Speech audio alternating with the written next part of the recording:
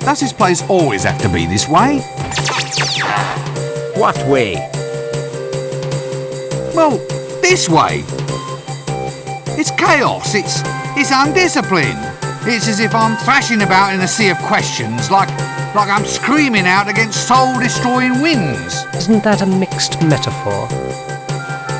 I mean, there are times when I dream about just shaking this place by the neck until it starts talking sense. I have one like that too.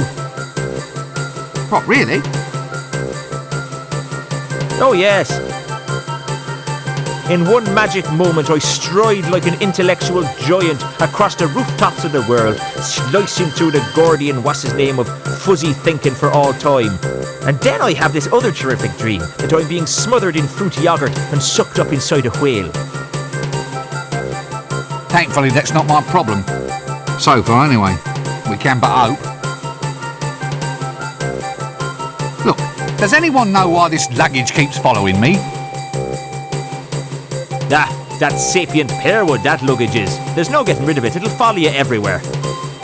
Sapient pearwood? They once used it to make containers for grave goods. I suppose someone hoped that you really could take it with you.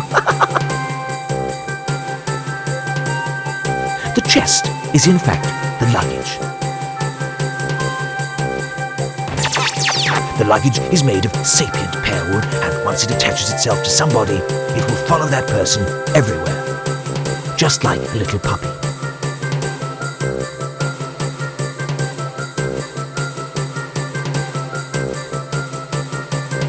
It is like a runaway suitcase, albeit one with lots of little pink legs.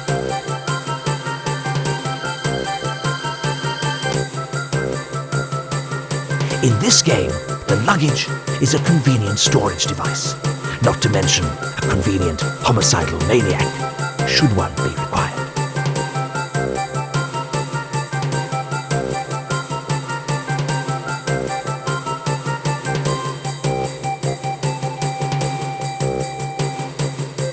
Why is the librarian a monkey?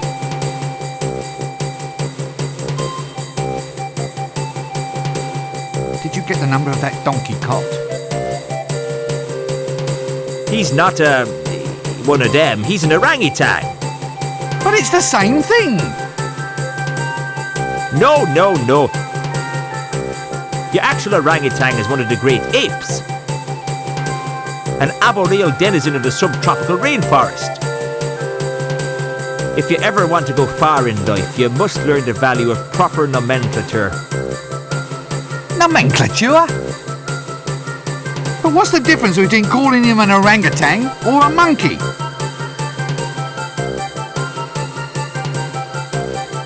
In general terms, the difference is whether you keep your teeth in your head or in your hat.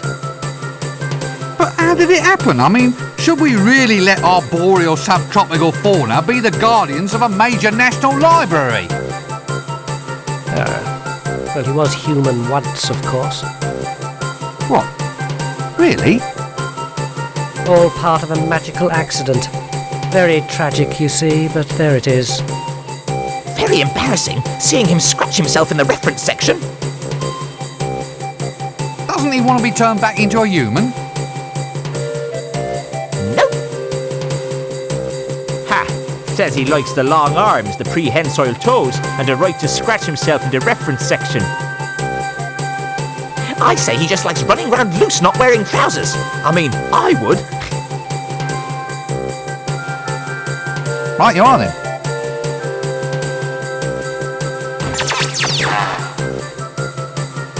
Yet another bearded old wizard.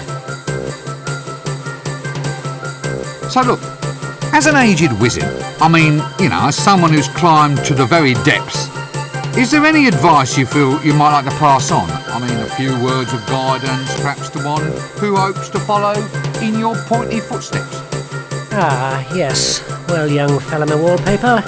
Well, I'd say that of all lessons in life, always learn to expect the unexpected.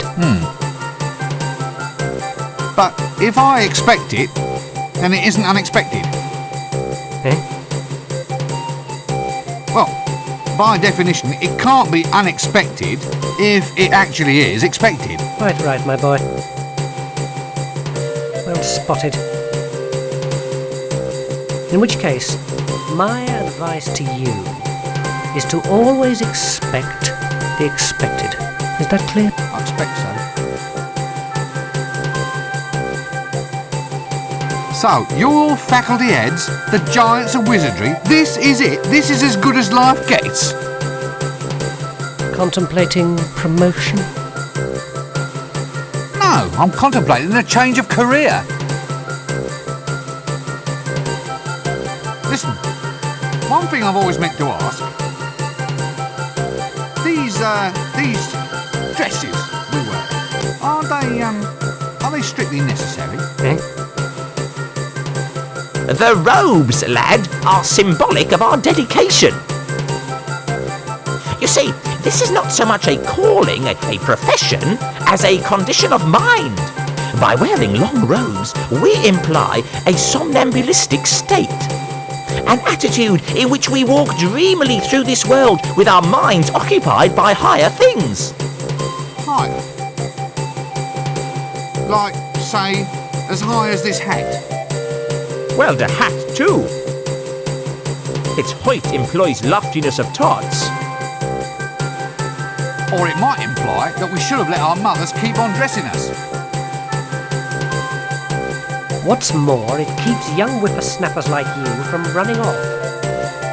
Eh? Would you want to walk the streets looking like a refugee from a somewhat suspicious pencil factory? Point taken. Is this all you do all day? Just sit and make a public nuisance of yourself? I'm reserving my powers. What powers? Well, for a start, I can read your mind. Really?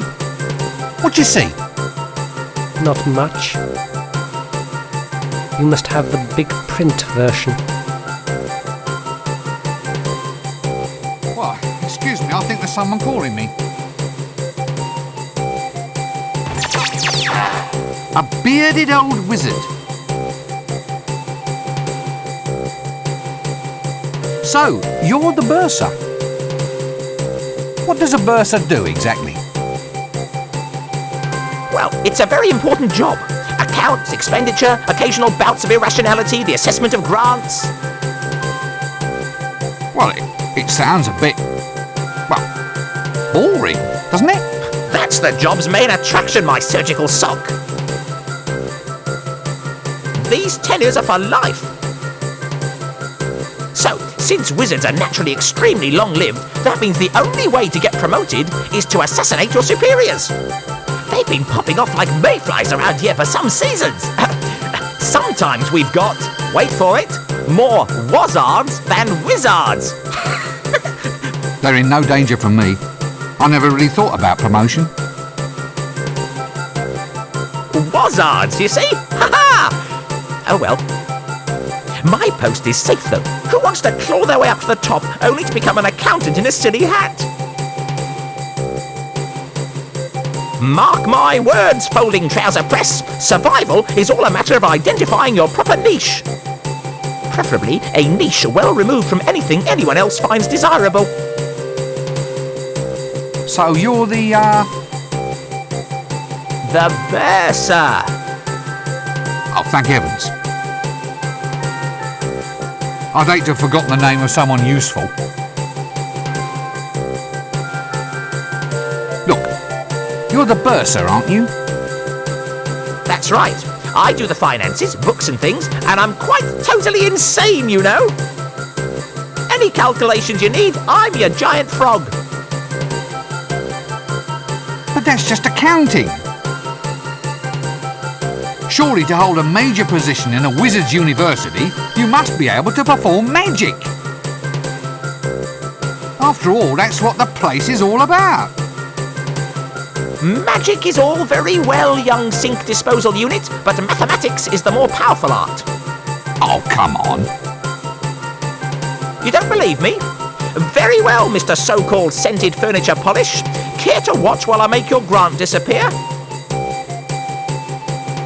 Right, well, don't be a stranger. Cheers.